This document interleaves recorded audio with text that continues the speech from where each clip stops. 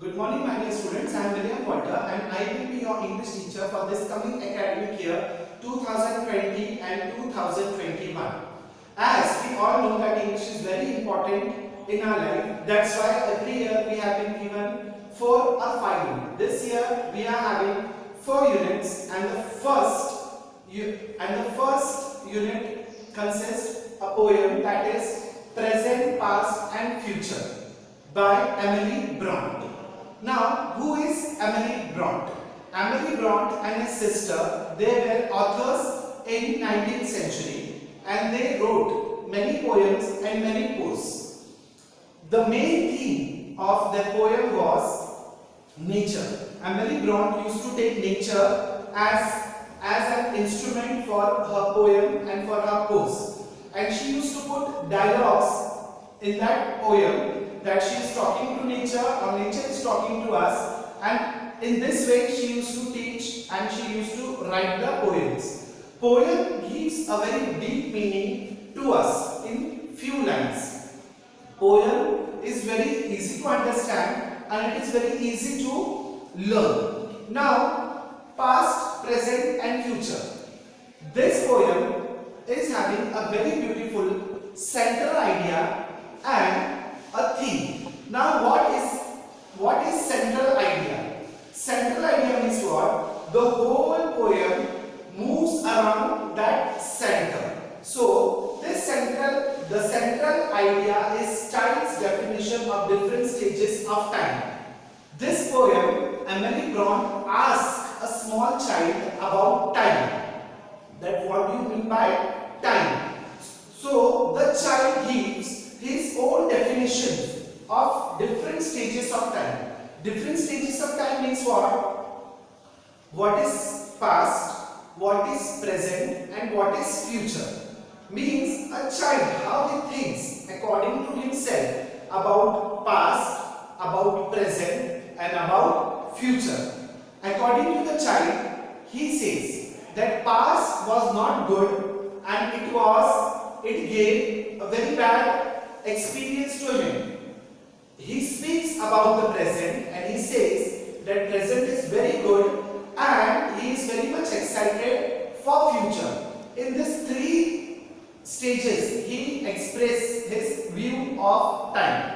Now the poem is in a form of a dialogue between the poet and the child. The poem is in a form of dialogue. Emily Bront asks to the child about time and the child gives answer to Emily Bront about according to his understanding, according to his way of thinking, and the whole poem is in a form of dialogue. Means she is asking question and he is giving the answer. Now the theme of the poem is about time. Again and again the word time is coming. Why I am taking this word again and again, time? Because you should understand the central idea of the poem and the theme of the poem. If you will calculate the whole poem in short, so the poem gives us a message that whatever has happened in the past, that was a lesson to us, that what we should not do the same thing in future. Present, whatever work you are doing today, you will get a good result of it. And what do you mean by future? Future means whatever things are going to come in the coming time, that will be good if you are doing good in your present. So my dear student, the poem gives us a very clear message that past, present and future all are interrelated. Whatever thing you are doing in the past, that is your lesson, that you should not do the same mistake again in the present. Present means whatever thing you are doing correct now, that will be your reward for the coming time and future. Whatever things you are waiting today, and if you are doing your work properly, if you are doing your deed nicely, if you are faithful with your work, so definitely the future will come in a very beautiful manner. You will get a very beautiful future. Now my dear students, poem is not only about understanding. There are different to learning poem. Now, poem consists of appreciation, means you have to write poem in your own words.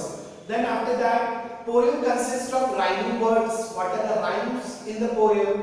Then poem also has some poetic devices, just like figure of speech, how figure of speech are work, how they are used, why they are used, and how it makes beautiful to the poem. So my dear student, this was a small information about the poem and about the poet. Now we are going to start with the poem. So open your book, test books and take pencil in your hand. Whatever I am going to teach you, just understand it and keep it in your mind. Please open your notebook. So my dear students, we will start with the poem. As I told you, the name of the poem is Past, Present, Future by Emily Bront. And before I explain you everything in detail, that what is the central idea of the poem, what is the theme of the poem. Now, coming to the point, we will see how the poem has been written and how the poet is asking to the child. Remember one thing, my dear student, this poem is in a form of dialogue. The poet is asking question and the child is giving answer. So we will start with the first stanza, that is, tell me, smiling child, what the past is like to thee.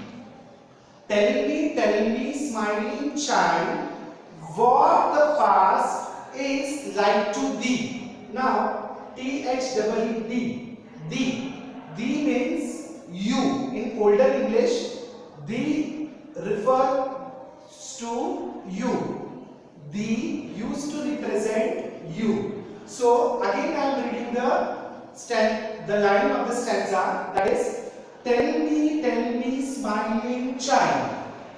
The child is smiling and the poet is asking, tell me, smiling child, what the past is like to thee. What the past is like to thee. In other words, what the past do you think? What do you think about past? So, the child is answering to the poet in the form, an autumn evening soft and mild, with the wind that sigh mournfully.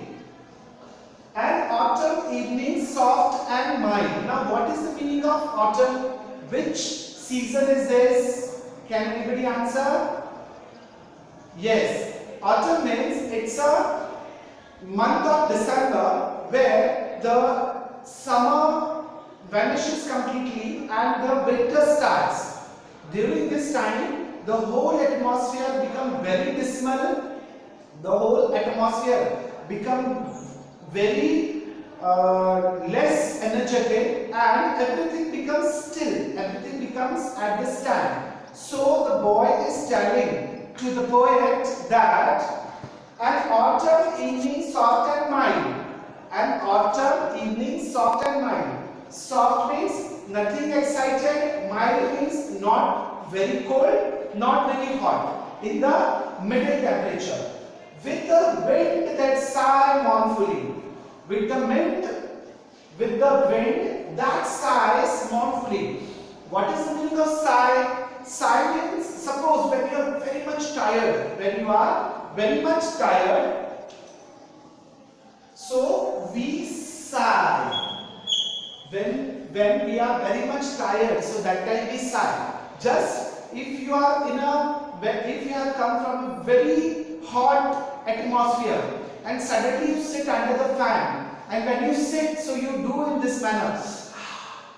This expression is known as sigh. So, an autumn evening soft and mild means the evening is not excited, it is not hot, it is not cold, it is in the middle temperature.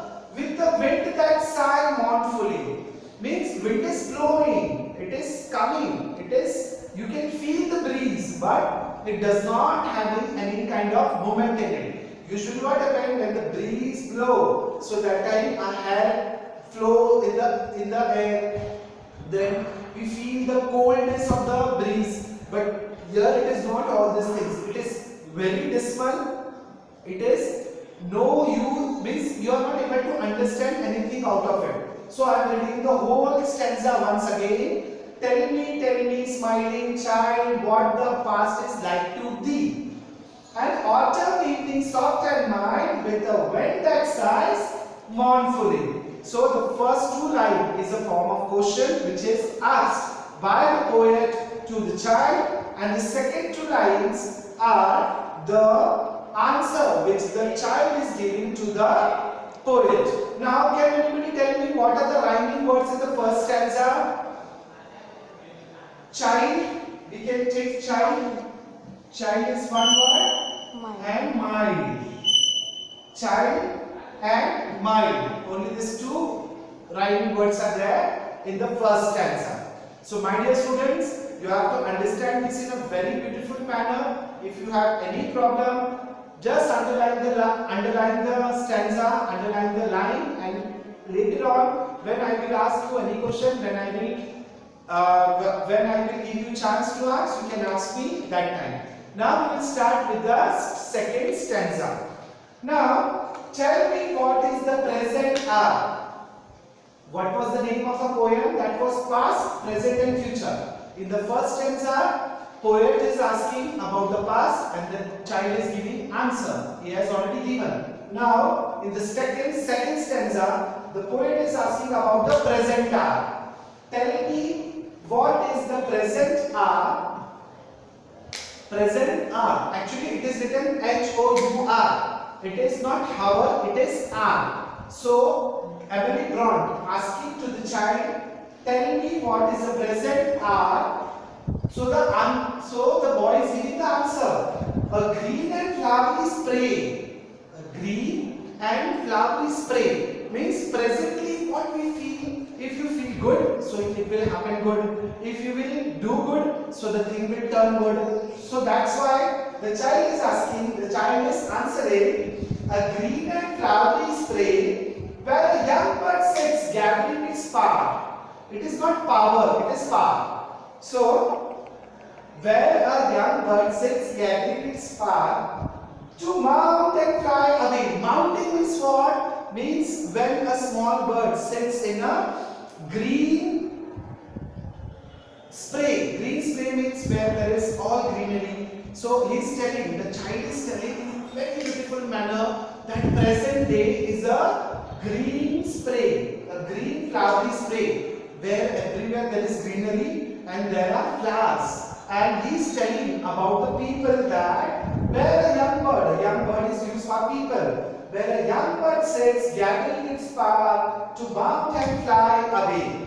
Means what happened? That when a bird, before taking a flight, what the bird does, but sits at a place, then after that it brings its all the feather, where the dead feathers or whatever the unwanted things get stuck to a bird. So before taking a flight, the bird mounts itself. Mounts itself means what? Everything it brings into a proper order. After that they fly. So the boy is giving a very energetic and very beautiful answer that a green and flowery spray where a young bird sits gathering its power to mount and fly away. To mount and fly away means what? Suppose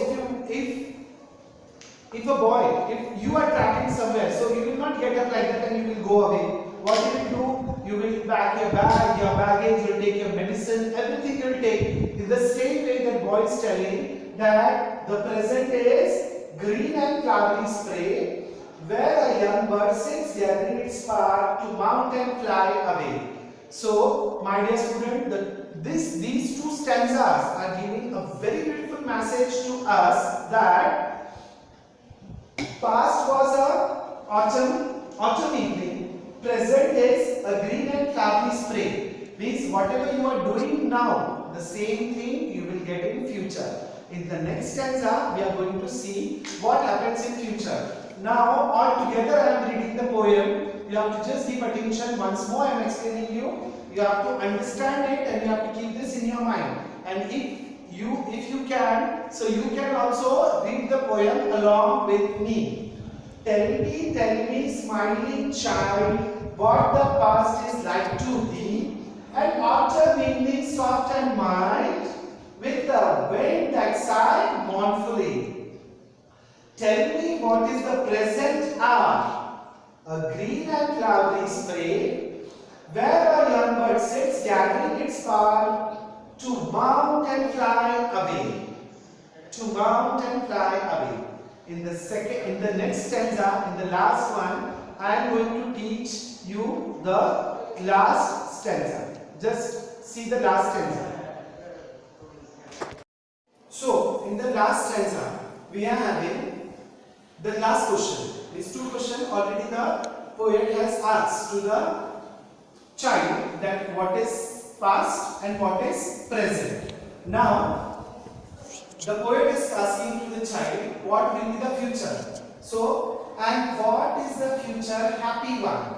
Happy one, this word is used for the child. That poet is asking to the child that what is the future happy one? So, the child is giving a very beautiful and very strong answer, that a sea beneath a cloudless sun. Now, if you see the sun, when the sun sets, so the sunsets, you can see sunset only when there is no cloud in the sky. So that time only you can see the sun. So the child is telling about the future, that the sea beneath a cloudless sun. This future is the sea which is beneath the cloudless sun. When the sun sets, so the future is in that manner. It is cloudless. It is very clear. There is no any kind of interference of any substance of the nature. A mighty, glorious, dazzling sea. Mighty means what? Which is very powerful, which nobody can defeat. That is known as mighty. That glorious means which is having a very beautiful story about itself, and dazzling, which is very bright. So the boy is telling that a future is like a sea beneath a cloudless sun, a mighty, glorious, dazzling sea stretching into infinity. Stretching into infinity means what? That the future is stretching itself. It is spreading itself. It does not want to end anywhere. Infinity means what? Endless. If you will stand at the shore of any sea, so you cannot see the other shore of the sea. So it is infinity, it is endless. So the boy is telling in a very positive manner to the poet that stretching into infinity. The future is stretching itself into infinity. Now again I am reading the whole stanza and telling you, the poet is asking to the child that, and what is the future happy one? Before asking this, the poet has already asked to the child that what do you know about past and what do you think about present. Now the poet is asking about the future, and what is the future happy one? So the child is giving a very dashing answer to the poet that a sea beneath a cloudless sun, a mighty, glorious, dazzling sea, stretching into infinity. Written by Emily Bront. So, my dear student, this was a very beautiful poem which was written by Emily Bront. And my dear students, I just want that you should understand it, you should keep in your mind, you have to remember the central idea of the poem, you have to remember the theme of the poem, and in the next lecture, I will teach you about how to write appreciation of a poem and whatever the grammar is containing in this poem, that I will come again. So, my dear student, only one thing I would like to tell you, that the situation is going very danger. So stay home, stay safe till that time. Thank you.